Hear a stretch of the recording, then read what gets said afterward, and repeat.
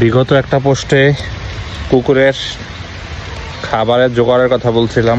আমি কুকুরের লেগা নিব, আর এইটা আমরা রাখেন কিছু খাই ধরেন যে বিয়ে বাড়ির থেকে আজকে পাশের বাসায় একটা বিয়ে হইতেছে, তো ওইখান থেকে কিছু খাবার কালেক্ট করছি।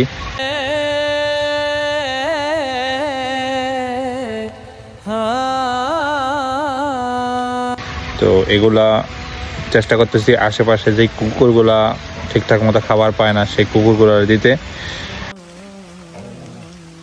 এই যে আরেকটা আসছে, তো দেখা যাক কতটুকু কি করতে পারি।